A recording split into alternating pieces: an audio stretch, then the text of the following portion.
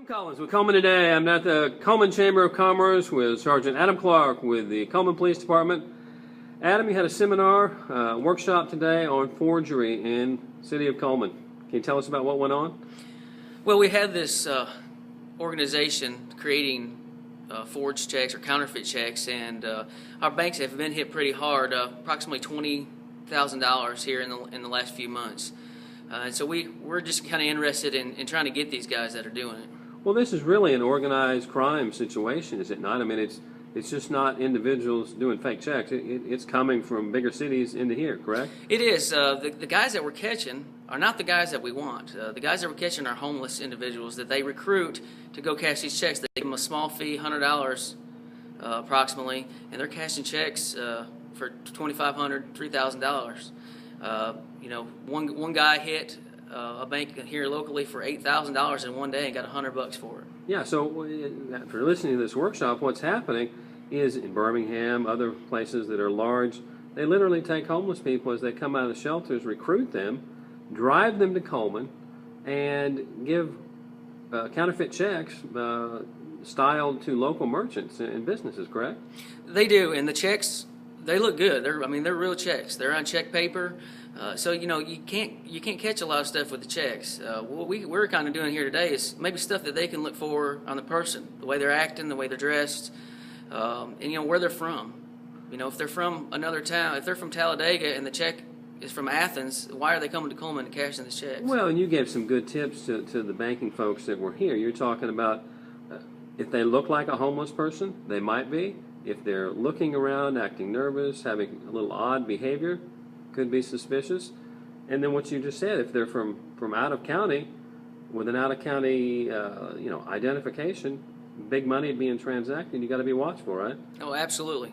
We want to the money's coming from somewhere. The banks are eventually our victims. They're the ones paying this money off. Well, Adam, I sitting there as a citizen, I think the banks are a victim, but as a customer of a bank, I imagine that those fees have to get passed along. I'm thinking my interest rate's going to go up a small amount, or I might get a little fee onto my checking account next budget period or whatever. So this affects everybody ultimately, doesn't it? It does.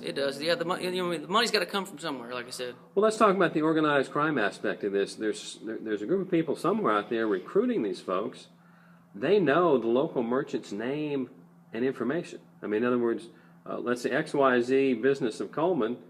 How are they getting the documentation, the account numbers, the check numbers, the routing numbers for these checks? And that seems deep and weird to me. Yeah, we really don't know. We're not sure where they're getting from. If they're stealing checks, if they know somebody that worked for some of these people, we just know that their checks look just like the business checks. I mean, the business owner's checks up here look just like the checks that they're forging, down to the person's signature. Well, I think that's where you need the help. Is there's people behind the scenes who are getting this information out of Cullman somehow, and wouldn't it be helpful if somebody had a tip or some suspicion that they give you a shout and say, hey, we think this might be going on? It would. If anybody knows anything or sees anything suspicious, they can call Investigation 775-7170. Somebody's usually there from around 8 to 5. If not, you can call the police department, 734-1434, and let us know if you know anything or if you see anything. Yeah, well, I think that's great information. Now, the thing that I found maybe most astounding is the men and women that you are arresting, the homeless people who the recruits are getting paid $100. They really don't face any actual prison time or any major penalty, do they? Yeah, not much anymore, which depends on each person's circumstances, but these are Class D felonies, and basically Class D felony, you're probably not going to go to prison. So that's how this organized crime ring sees it. They know that these people are homeless, don't have any assets, and not much is going to happen to them.